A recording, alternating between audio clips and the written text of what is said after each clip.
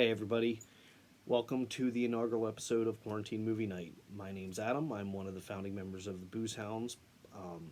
We do a podcast, and since none of us can get together right now because we're all stuck in quarantine and it's raining and it's miserable out, I decided, hey, you know what? We have hundreds of DVDs and Blu-rays, some of which I don't even understand why I bought. We have Netflix, Hulu, Amazon, the whole shebang. Let's watch some stuff. And I figured, I'm a ham. I love to be out there and making videos for you guys. So I thought, why don't I start reviewing some of the stuff we watched? So we watched a really good documentary on Netflix last night. It was called Abducted in Plain Sight. It was actually one of those that we had seen, Tiger King. Which, don't worry, I'm gonna get to Tiger King. That's just can't do that on the first episode. It blew the wad right away. But it was, if you like this, then you'll like this. So we watched Abducted in Plain Sight, my wife and I, and it was crazy. It's basically it's one of your typical, you know, child abduction documentaries. However, when I say crazy, man, the 70s must have been a completely different time. I mean, I was alive then. I was a wee little guy, but wow. It's about the Brobergs and their daughter Jan, and they had a next door neighbor named Robert Berchtold. And Robert was a friend of the family's, and in a nutshell, Robert abducted Jan twice. Yeah, you got that right, two times. It goes into how the family trusted him, how the family looked up to him in a way. He was constantly coming over, spending time with the kids. Everybody thought it was great. He was such a nice guy. But man, when I tell you the twisted turns, and you know what, we're gonna get into spoilers in a moment. But until then, just you gotta watch this. I mean, it's disturbing. Don't get me wrong; it's not for the faint of heart. There's a lot of graphic dialogue about it. What this poor young lady went through is breaks my heart. Never want to see that. Don't, nobody wants to see that. Nobody wants to hear about that, especially if you have children. I have a 12-year-old stepdaughter who I absolutely adore, and I can't wrap my brain around it. It made me sick, but it also showed just how manipulative people can be, and the mind games, and then also the naivete of people in the 70s. I guess I mean, I hope to think, I like to believe that my parents were a little bit more street smart than the Brobergs on Jan's parents, but man, I don't know. So anyway, before there's not much I can say without getting into spoilers. So spoiler warning. All right, you hear that? Spoiler warning.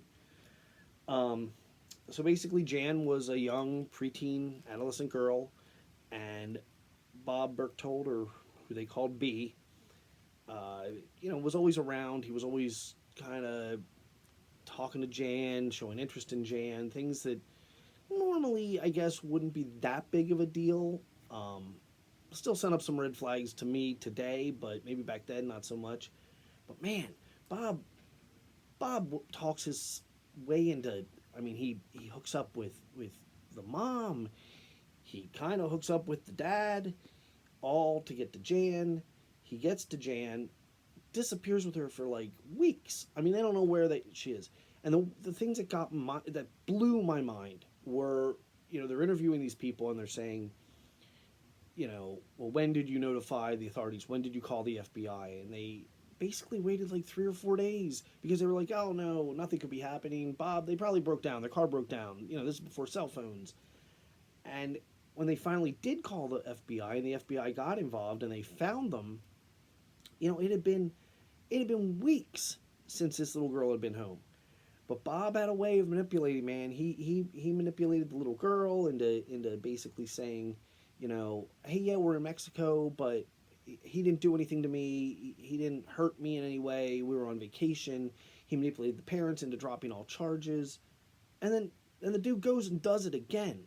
And this time he takes her and he puts her in a school for girls. They can't find her, and it just, when I say this is crazy, as disturbing as it was, and how sick as it was, I was all well. I sat there basically, mouth hanging open, and just kind of like Tiger King. And again, we're going to talk about Tiger King. Don't worry about that. But again, it is the, the naivete of these people that just kept accepting. Like at one point, Bob or B, as they called him, came to Brobergs and said, "Listen, I was abused as a child. I've been going through therapy for this.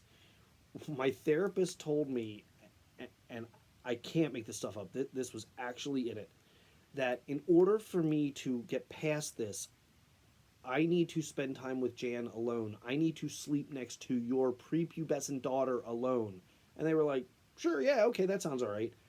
And even today, and this documentary's not that old, but even today, they talk about it like it's no big deal. And I mean, my mind is just, dude, my mind was boom. I could not.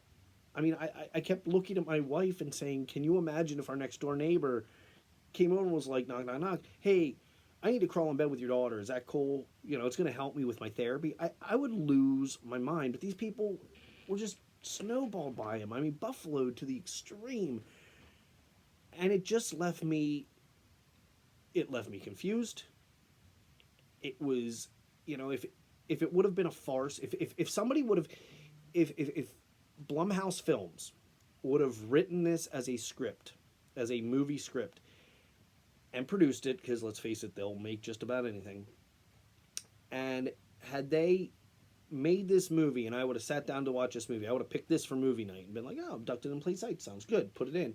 We would have walked away with it, been like, "My God, that is the most ridiculous thing we've ever heard of. Nobody in the world or in their right mind would ever, allow a grown man, their grown neighbor, to crawl in bed with their prepubescent daughter. No, no way would they, not press charges after he kidnaps her from, it was Midwest somewhere, and takes her to Mexico, and no way would he do it again, and they'd be in the same situation twice." But man, it happened. Sure shit, it happened. And they're interviewing Jan today, and you could tell she's a little messed up. Oh, yeah. So she finally, after all this is said and done, she gets away from him, and not by choice. The FBI gets involved. They remove Jan from this school for girls. He had her brainwashed. He had her believing that aliens, like, do not remember the aliens' names, but aliens from another planet. She was half alien, and they had a mission for her to go and procreate with Bob and make this child. And if she didn't do it, if she didn't have a baby with him by 16, the aliens were going to kill her father, take her younger sister, this whole thing. So this poor girl is terrified. I mean, terrified. And they talk about how on her 16th birthday, she went to bed at night all prepared to, like, basically take her own life, because she didn't want to be responsible for all this tragedy that was going to happen from these aliens, because she didn't get pregnant. And then, when nothing happens, she kind of starts to realize, wait a minute, maybe I was duped. Maybe this isn't true, what Bob told me. Well, anyway, they interview her now as a grown up, as a grown woman, and here her mother had started writing a book, and her mother wrote a book about this, and that's what the documentary is based on. And they go to get an injunction against Bob, because Bob is still free at this point. Don't get me wrong. I mean, like, this is 2 kidnappings, and then we find out a bunch of other stuff from his past, but man's free. He's walking free, and he's harassing them. He's basically harassing them, saying, "You can't write this book. These are all lies about me." He's calling them at all hours. He's flipping out on them. He's just doing all this stuff. And you know, when I thought to myself, how could somebody let their child get into the situation?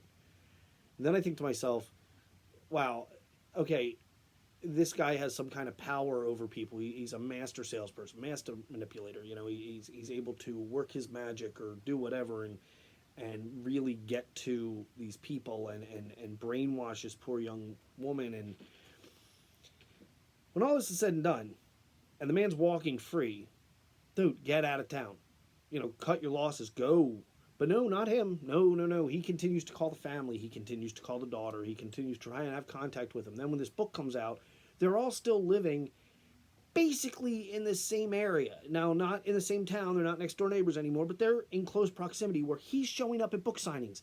He's showing up harassing these people. So finally they go to court and they get this injunction and they get a protection from abuse order or whatever it was. And in the end, and I'm not going to totally spoil what happens to Bob, it's a haha moment.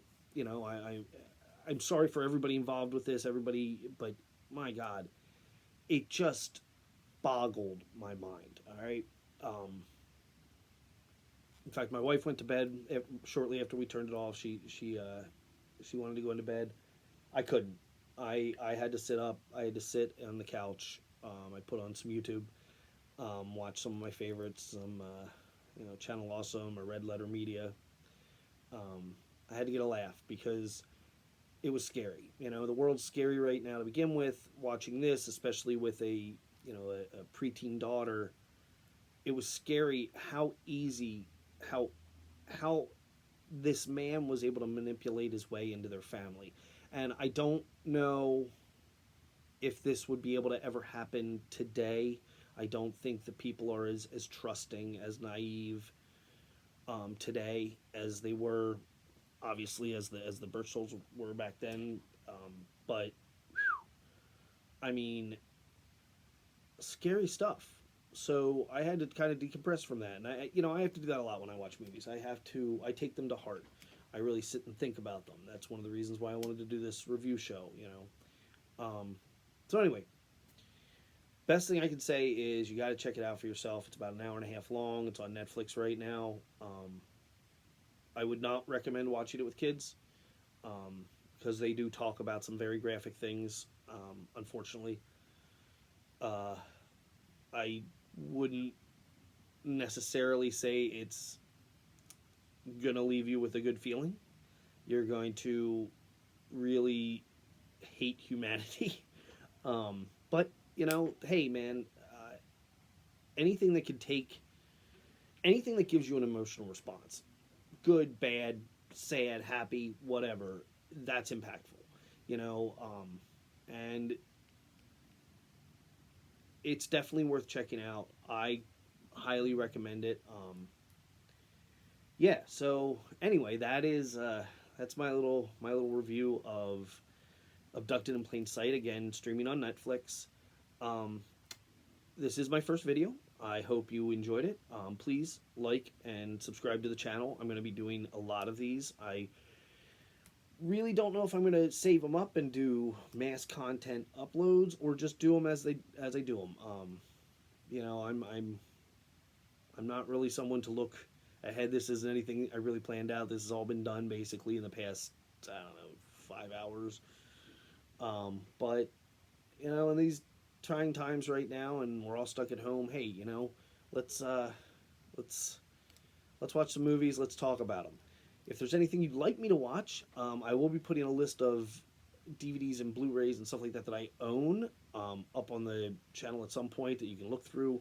If there's something you want me to review, there's something you've seen on Netflix, you've seen on Hulu, you've seen on Amazon Prime, and you want me to review it and give my spin on it, hey man, shoot me an email. The email address will be attached to the channel, and let me know. Okay? Until then, hang in there, America. Hang in there, the world. We're going to get through this together. We just have to stay home. Wash our hands, stay home. You've heard it a million times, but just stay home. Hang with us. Right now, the Booze Hounds are trying to work on a way for us to do a podcast together from remote locations. I know the technology's there. We just don't know how to use it. Well, we're going to find out. So anyway, until then, stay safe out there and keep watching movies.